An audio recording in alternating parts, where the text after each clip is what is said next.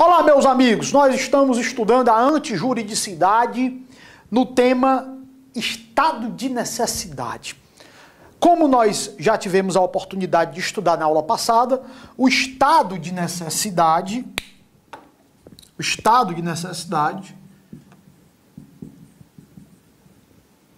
esse assunto muito abordado em prova,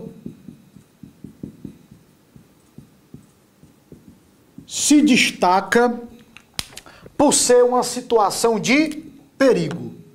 Nós temos uma situação de perigo no estado de necessidade. Perigo que pode atingir um bem próprio da pessoa, ok? Ou um bem de terceiro. Eu parto dessa aula já comentando isso. Bem de terceiro. O estado de necessidade pode existir em razão de uma situação de perigo que atinja um bem próprio da pessoa ou um bem jurídico de terceiro. Um exemplo, você pode agir em estado de necessidade do seu filho, da sua filha. Você pode agir em estado de necessidade do seu vizinho amado, ok? Situação de perigo. Na aula passada, também eu tive a oportunidade de comentar com vocês que o estado de necessidade não se confunde com a legítima defesa, porque na legítima defesa haverá uma injusta agressão. Aqui não. Aqui é uma situação de perigo que não é uma injusta agressão. Normalmente, os exemplos de estado de necessidade são de uma calamidade, de algum incidente causado por força da natureza, animal, algo desse tipo. Enchente, terremoto, algo desse tipo. Naufrágio, sempre uma tragédia. Você vai ter o estado de necessidade numa situação, por exemplo, comum, incêndio. O pessoal do Corpo de Bombeiros enfrenta muito isso. Vamos ao próximo requisito. Somente haverá estado de necessidade, próximo requisito, se essa situação de perigo não tiver sido provocada, não tiver sido causada pela pessoa que está agindo em estado de necessidade.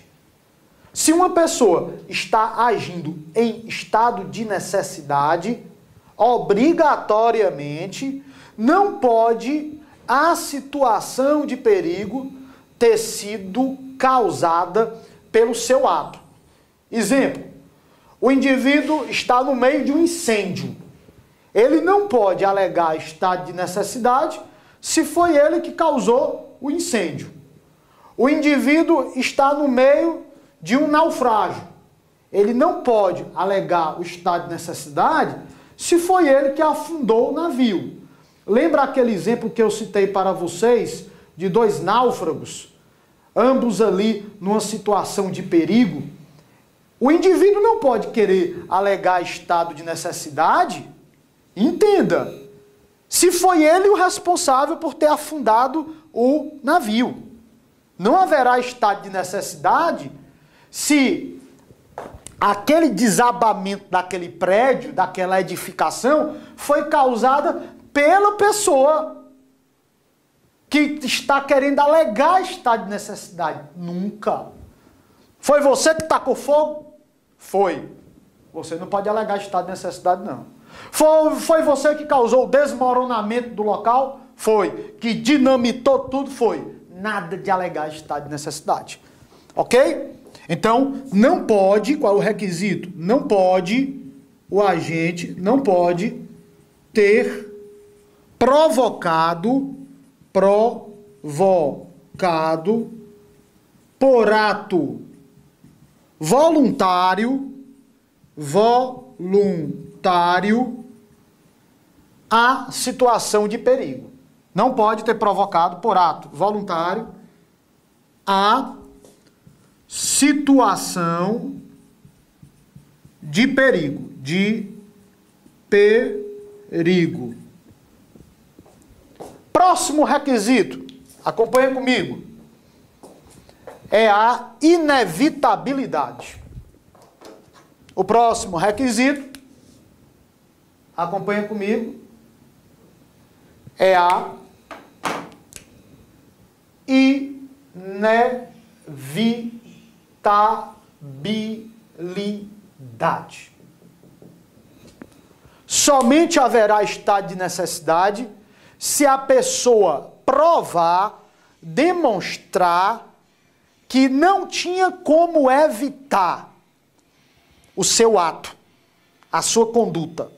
Isto é, a única forma de salvar a sua vida era lesando o bem jurídico da outra pessoa.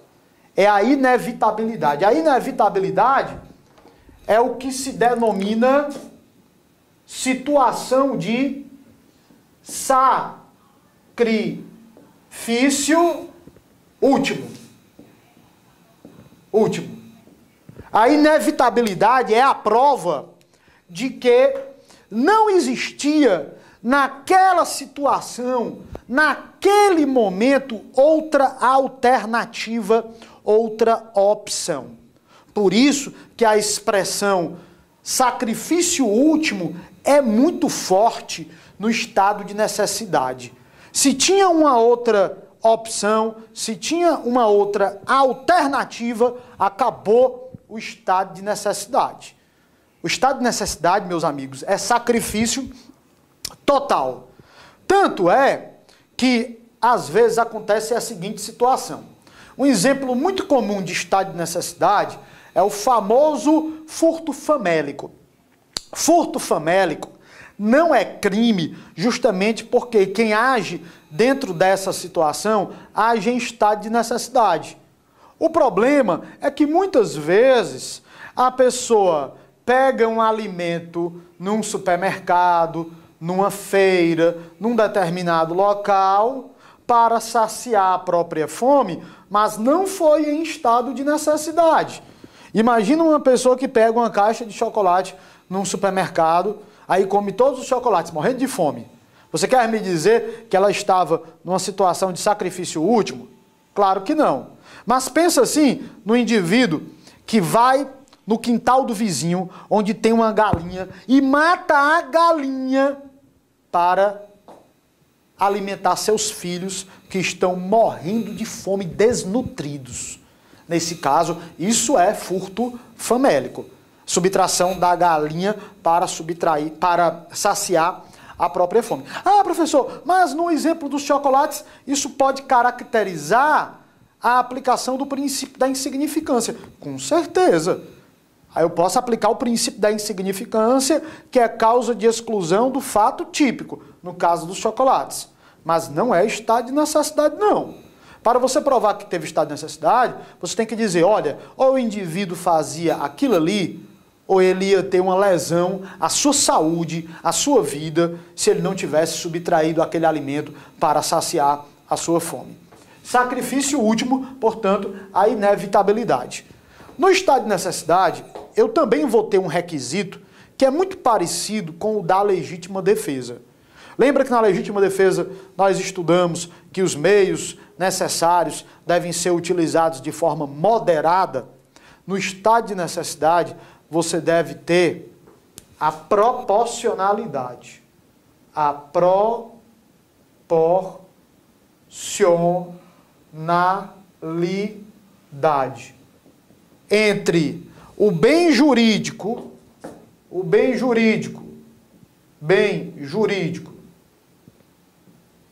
que a pessoa quer proteger e o bem jurídico que eu vou chamar de bem jurídico sacrificado. Sacrificado. Aqui é o bem jurídico que a pessoa pessoa deseja proteger. Deseja proteger. Ok? E do outro lado eu tenho o bem jurídico sacrificado. Ela vai sacrificar esse bem jurídico aqui para proteger o seu bem jurídico ou o bem jurídico de terceiro. Deve existir uma proporcionalidade. Exemplo. A situação é de um incêndio num edifício. De um lado eu tenho um cachorro, aquele bichinho, aquele animal de estimação de uma pessoa. Do outro lado eu tenho um ser humano, um cachorro e um ser humano. Eu posso, agindo em estado de necessidade, matar o ser humano para salvar o cachorro? Nunca. Nunca. Por quê? Porque o bem jurídico sacrificado não pode ser menor do que o bem jurídico que eu quero proteger. Das duas, uma. Só tem duas hipóteses. Ou são bens jurídicos de valor idêntico, o bem jurídico que eu quero proteger e o bem jurídico que eu vou sacrificar em proteção a este tem valor idêntico. Exemplo, vida e vida. Eu destruo a vida de uma pessoa para salvar a vida do meu filho. Ou para salvar a minha vida. Vida e vida. Foi sacrificada uma vida para salvar outra. Isso é estado de necessidade. Ou então, o bem jurídico que eu vou sacrificar tem um valor menor do que o bem jurídico que eu quero proteger. Eu vou matar o cachorro do vizinho para salvar a minha vida. Ou eu vou matar o cachorro do vizinho para salvar a vida do meu filho. O bem sacrificado é um cachorro. O bem que eu quero proteger é uma vida humana. Então, o que eu quero proteger tem um valor maior do que o bem que eu estou sacrificando. Pode ser também. Mas nunca haverá a possibilidade de o bem sacrificado ter um valor que você diga maior e o bem que eu quero proteger um valor menor. Eu vou matar uma pessoa para salvar um animal? Isso é inconcebível. Perceberam? Bom, agora, da mesma forma como eu tinha comentado na legítima defesa com vocês, no estado de necessidade, existe também o chamado elemento subjetivo. Elemento subjetivo do estado de necessidade. O que é isso? Quem age em estado de necessidade deve ter a consciência de estar agindo em estado de necessidade. Professor, se a pessoa matou a outra sem saber que estava numa situação de perigo, isso não é estado de necessidade. Isso é o quê? Isso é um homicídio, é uma execução. Então, o elemento subjetivo é fundamental. A pessoa que age em estado de necessidade deve saber, deve ter a consciência de estar agindo em estado de necessidade. Perceberam? Bom, agora, pessoal, eu vou comentar com vocês um aspecto fundamental do estado de necessidade. Eu posso ter uma situação em que a pessoa, ela age em estado de necessidade para se defender. Como assim, professor? Uma vez cobraram em prova essa questão, e é uma questão linda, linda, e eu quero comentar com vocês. De um lado eu tenho o A, bem aqui eu tenho o B, e bem aqui eu tenho o C.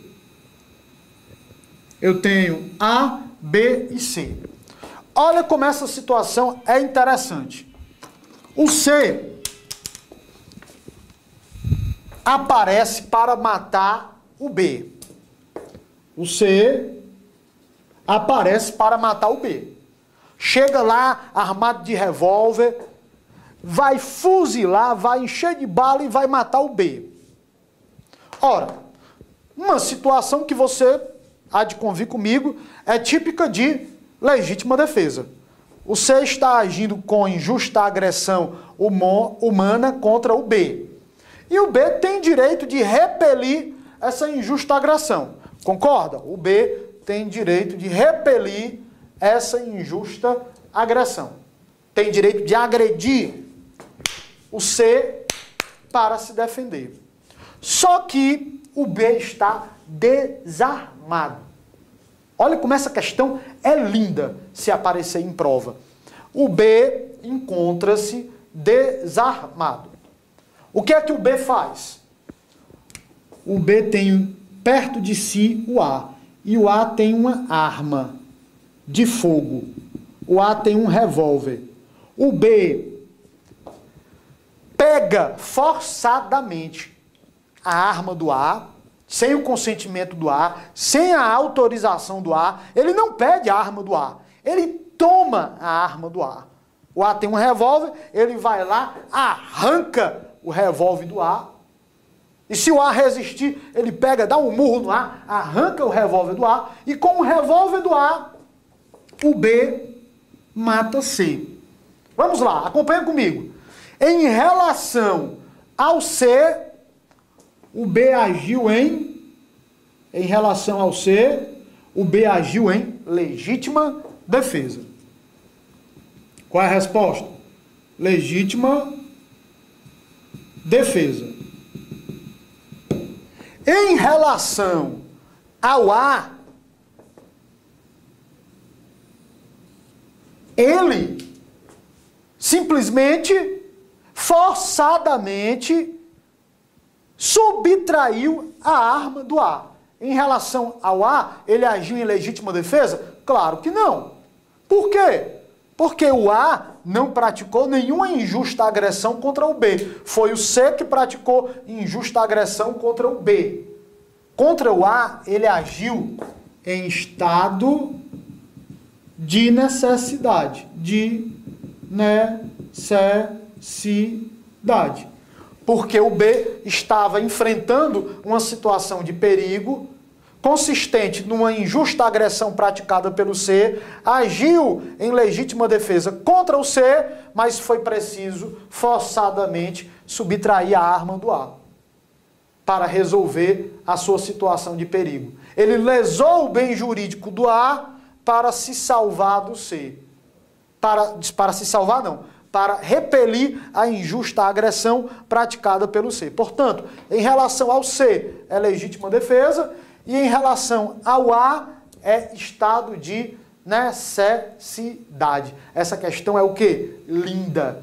Daí porque eu vou fazer aqui o resumo da ópera. Qual é o resumo da ópera? Uma pessoa pode, dentro de um mesmo contexto fático, agir em legítima defesa e em estado de necessidade. É ou não é interessante isso?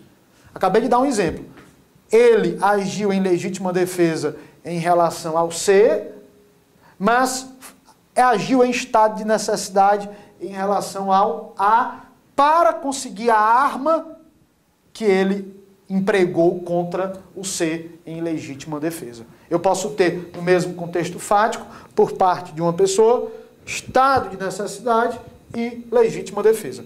Eu também já tinha comentado com vocês, na aula passada, que no estado de necessidade, nós vamos ter a possibilidade de estado de necessidade, Estado de necessidade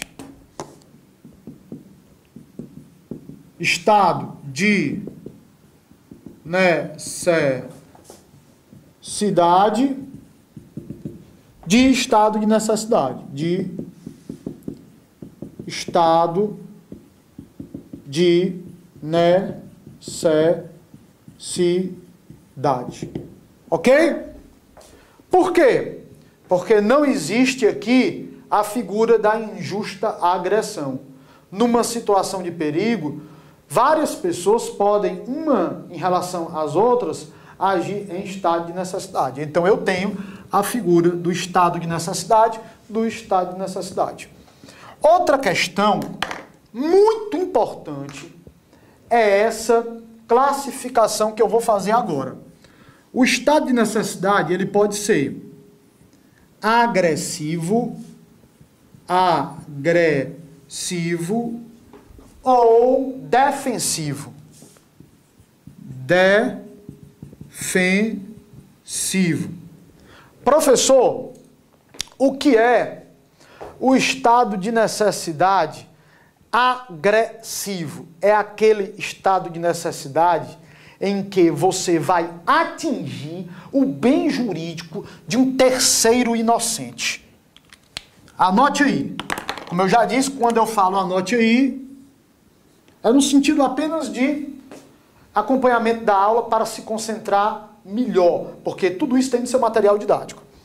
No estado de necessidade agressivo, quem age em estado de necessidade age em relação ao bem jurídico de um terceiro inocente. Age em relação ao bem jurídico de um terceiro inocente. Exemplo. Você está passando na rua, aí vem aquele cachorro que eu já citei em vários exemplos para vocês de estado de necessidade. Aquele cachorro na rua, correndo atrás de você para te dar aquela mordida bem bonita nas coxas. Lá se vê um cachorro atrás de você. Você, desesperado, você pensa assim, o que é que eu vou fazer? Meu Deus do céu, não tem para onde correr, não tem muro de casa para pular, nada. Aí você pensa assim, tem um carro ali parado. Você pega uma pedra, só que aquele carro ali parado, meu amigo, é o carro do meu amigo Didi, que está aqui nos estúdios do AEP. É o carro do Didi, aquele carro ali parado. Aí você pensa assim, a única forma de me livrar desse cão, dessa situação de perigo, é pegando uma pedra, você olha para uma pedra e arremessando no vidro do veículo. Você nem pensa duas vezes. Pega a pedra, quebra o vidro do carro e entra dentro do carro para fugir do cão. Nesse caso, você lesou o bem jurídico de quem? Agindo em estado de necessidade diante da situação de perigo do cão lhe perseguindo. Lesou o bem jurídico de Didi. Didi é o dono do cão? Não.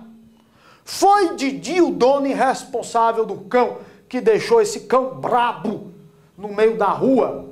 Não foi. Didi é o coitado do dono do carro que não tem nada a ver com o que está acontecendo. O Didi é um terceiro inocente. Como é que eu chamo esse estado de necessidade? Estado de necessidade agressivo. Por outro lado, imagina o seguinte, no mesmo exemplo, para nós não precisarmos ir para outro. No mesmo exemplo, o carro parado ali, o carro estacionado ali, como eu já disse, é o carro do Didi. E o cachorro também é do Didi. O cachorro que tem ali também é do Didi. É tanto o carro como o cachorro. O Didi, eu mudei o exemplo, é o dono irresponsável que deixou o cachorro solto na rua. Eu precisei pegar uma pedra, quebrar o vidro do carro do Didi para me salvar do cachorro do Didi. Quem foi que provocou a situação de perigo para mim? Não é injusta agressão, pelo amor de Deus. Já falei isso mais de 1000 vezes. Somente seria legítima defesa se o Didi quisesse me agredir com esse cachorro, jogasse o cachorro contra mim. Tem nada a ver com isso. O Didi é também o dono do carro. E eu quebrei o vidro do veículo, do carro, eu lesei o bem jurídico da pessoa que provocou em relação a mim a situação de perigo. Como é que eu chamo esse estado de necessidade, pessoal? Esse assunto é muito cobrado em prova. Estado de necessidade defensivo. Quando você lesa o bem jurídico do causador, anote aí, do causador da situação de perigo. Quando você lesa o bem jurídico do próprio causador da situação de perigo, o estado de necessidade é chamado estado de necessidade defensivo. E para finalizar a aula, para finalizar o estado de necessidade e a aula, apenas comentar aqui a questão do excesso, que é uma questão que vocês já conhecem, porque vale o mesmo raciocínio que nós desenvolvemos lá na legítima defesa. O excesso no estado de necessidade pode ser o quê? Culposo ou doloso. Quando é que existe excesso culposo? Quando você se excede no instante em que você está agindo, lesando o bem jurídico na situação de perigo, você termina se excedendo culposamente. E quando é que existe o excesso doloso? Quando você se excede sabendo que está se excedendo. Vale aquele mesmo raciocínio que eu já tinha passado para vocês lá na legítima defesa. Bem, meus amigos, é isso. Estamos juntos até a vitória. Lembrem-se, só existe um caminho. Você optou por ingressar nessa jornada, nessa caminhada dos concursos. Foi uma opção sua. Você resolveu mostrar o seu valor e você resolveu se desafiar. Pois faça valer.